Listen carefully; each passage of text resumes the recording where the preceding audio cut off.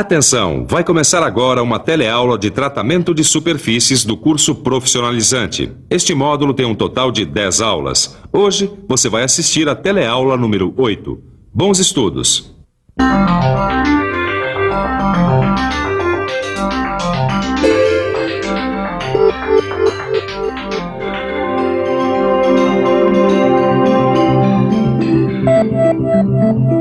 A galvanização é um dos processos que depositam metal na superfície da peça a fim de protegê-las contra os desgastes que podem ocorrer em contato com o ambiente.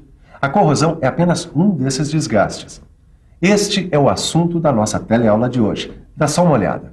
Hoje você vai estudar o recobrimento metálico. Vai ver que este, ao lado da pintura, é mais um método de tratamento de superfícies. Vai aprender que existem vários jeitos de fazer esse recobrimento metálico. Vai ver o que é a eletrodeposição e a imersão a quente, entre outras técnicas de recobrir peças com metal a fim de protegê-las. Bom, e para finalizar nossa conversa sobre torneira, você sabe o que é galvanização? Galvanização? Não faço a mínima ideia. Galvanização? Sei. Galvanização, palavra esquisita, não é? E pouca gente sabe o seu significado, mas na verdade ela tem um significado bastante simples. Galvanização é uma das técnicas utilizadas para o recobrimento metálico. Dá uma olhada só aqui nessa peça. Ela recebeu uma camada de metal para protegê-la contra o desgaste do ambiente. A aplicação de uma ou mais camadas de metal serve para proteger peças e materiais dos desgastes e da corrosão. Como é feita essa aplicação? Existem vários métodos. A eletrodeposição é apenas um deles. Existem vários outros e hoje nós vamos aprender os mais importantes. Mas afinal de contas, vamos ver o que é essa tal de galvanização. Mas para entender o que é galvanização por eletrodeposição, a gente precisa estudar uma coisinha antes. A gente precisa entender o que é ionização. Sem a ionização, não é possível fazer a galvanização por eletrodeposição. Vamos ver do que se trata?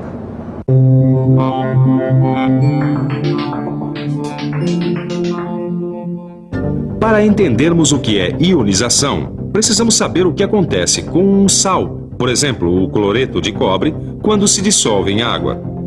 Sabemos que o cloreto de cobre é formado por íons. Os íons são formados por cátions de cobre e por ânions de cloro. Quando o cloreto de cobre se dissolve em água, algumas partículas de cobre e cloro se separam, ficando livres e movimentando-se na solução. Porém, após certo tempo, estabelece-se um equilíbrio, ou seja, enquanto algumas partículas se juntam, outras se separam. Portanto, a ionização ocorre indefinidamente. Viu como não é difícil entender a ionização? Pois é só através dela que a gente consegue fazer a eletrodeposição. Ela é feita através de banhos. Dê uma olhada. Olha aí, aqui é isso que a gente faz, galvanização. As peças são mergulhadas nos banhos e pronto. Elas já saem com uma camada de metal. Muitas vezes são usados vários banhos para aplicar mais de uma camada, dependendo do tipo de proteção ou de acabamento que você precise. O que será que acontece no banho para que o metal se deposite assim tão rapidamente sobre a peça? Bom, primeiro você precisa saber que a solução do banho contém íons metálicos, como você viu no fenômeno da ionização. Esses dois vidros aqui contêm metais em forma de sais. Eles estão dissolvidos ali nos banhos. Esses produtos vão fornecer o metal às peças, dando o recobrimento metálico. Vamos ver como isso acontece? Esse esqueminha vai nos ajudar a entender. Dá só uma olhada. Nós temos uma placa de metal. Ela está ligada ao polo negativo de uma fonte de energia. Na solução do banho, nós temos os íons metálicos. Lembra dos produtos que estavam nos potes? Então, eles estão aqui ionizados na solução. Repare que eles têm carga positiva. São íons carregados positivamente.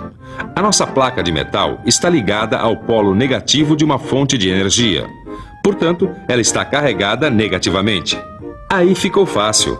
Você já sabe que cargas elétricas opostas se atraem.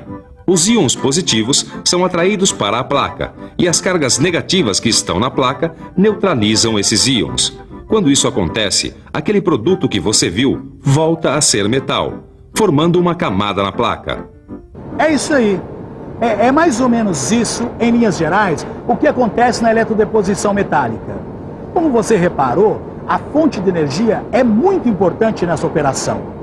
Ela é desse tipo aqui, ó, uma fonte retificadora que transforma a corrente alternada, que é fornecida pela companhia de eletricidade, em corrente contínua, que é usada na galvanização eletrolítica.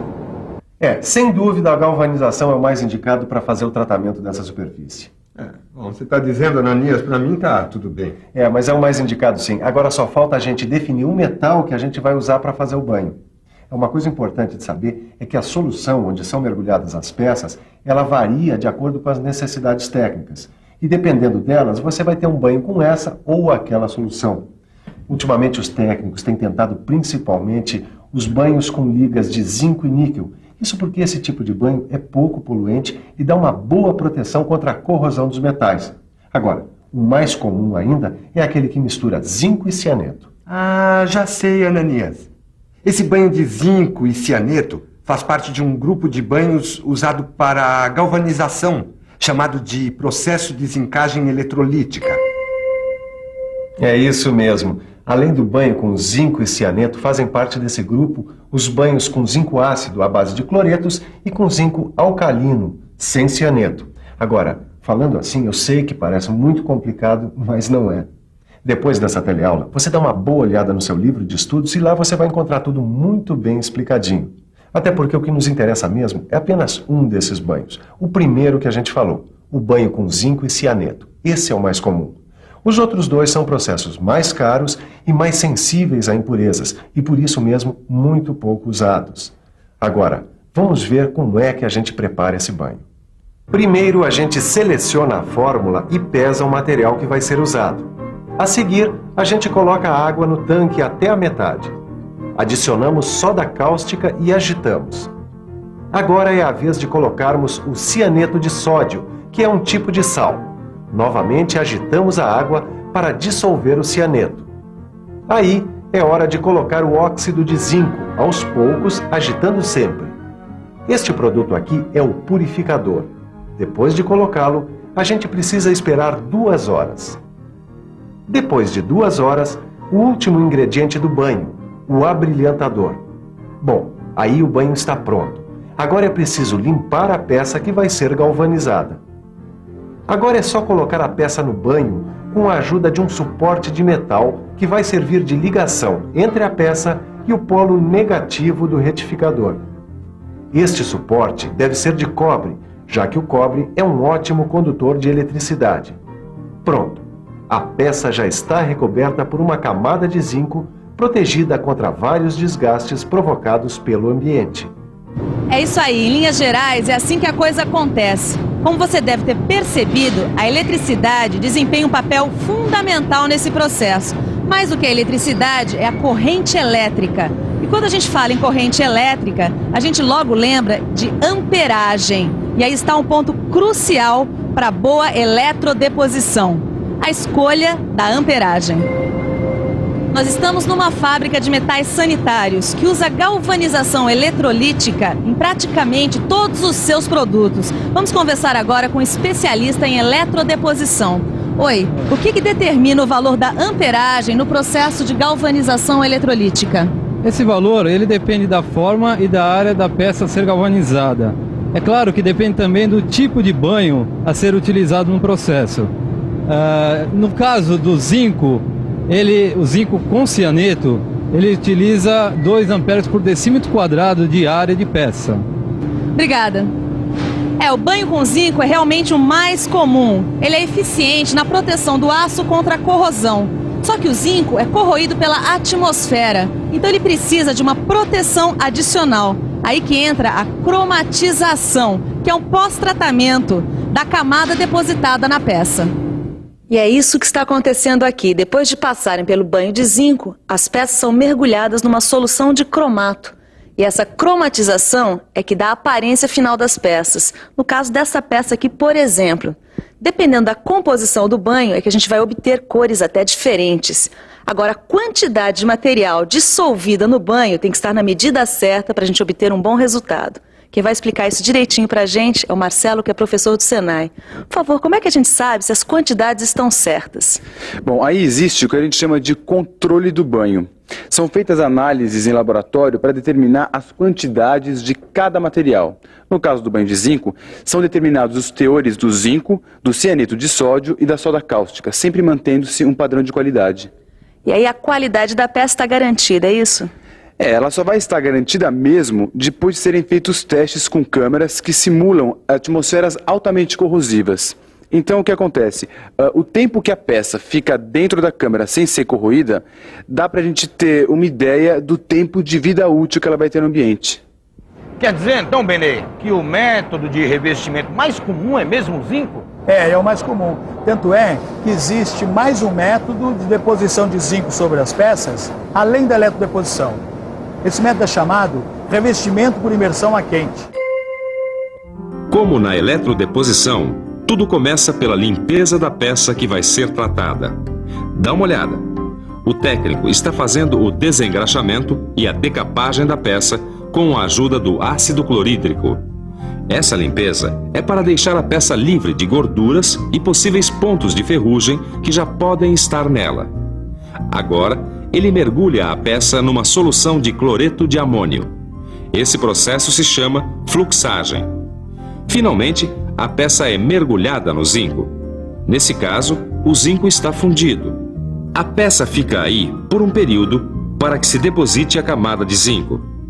Depois que ela é retirada de dentro do zinco fundido, ela é resfriada para que haja um manuseio posterior.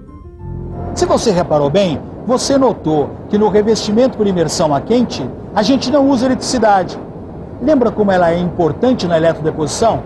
E no revestimento por imersão a quente, ela nem aparece. Mas os dois são métodos de revestimento metálico. É isso. Além da eletrodeposição e da imersão a quente, existem outros processos de revestimento metálico de peças. E outros processos novos estão sempre surgindo à medida que a tecnologia avança. Um desses processos é o da chamada deposição química. Nesse caso, a deposição é feita em uma solução aquosa com íons metálicos sem o uso de eletricidade. A vantagem desse processo é que ele permite a deposição uniforme de metal em todas as superfícies da peça. Existe também um processo chamado de aspersão térmica. Basicamente, o que acontece é que o metal é colocado num maçarico. Depois de fundido, o metal é arremessado contra a peça. Ele se solidifica e forma uma camada. Um processo que está ganhando muito espaço é o do plasma. Nesse processo, óxidos de metais são fundidos e arremessados contra a peça. Além de proteger a peça contra a corrosão, esse processo garante um endurecimento da superfície tratada. Muito interessante esses novos processos, hein, Ananias? Eu vou procurar saber mais sobre eles. É isso aí. E você também, para se inteirar sobre esses processos e outros ainda, você já tem um caminho, o seu livro de estudos. Não esqueça, hein? E agora vamos para a revisão. E atenção, se liga aí que é hora da revisão. Na teleaula de hoje, você aprendeu o que é recobrimento metálico. Viu que existem várias técnicas para proteger peças usando camadas de metal. Você aprendeu o que é galvanização e viu que esse é o método de recobrimento metálico mais usado. Você ficou conhecendo a imersão a quente e teve uma noção de novas técnicas e alternativas de proteger materiais contra a ação do ambiente. É isso aí. E é importante que você se lembre que todos esses processos que nós vimos são técnicas de revestimento metálico, que servem para proteger, embelezar e endurecer os materiais. Se a gente vai usar um processo ou outro, vai depender do tipo do serviço, do tipo do material e da vida útil que está sendo esperada para a peça que vai ser tratada. Mas agora é bom você aprofundar todos esses assuntos no seu livro de estudos. E até a próxima.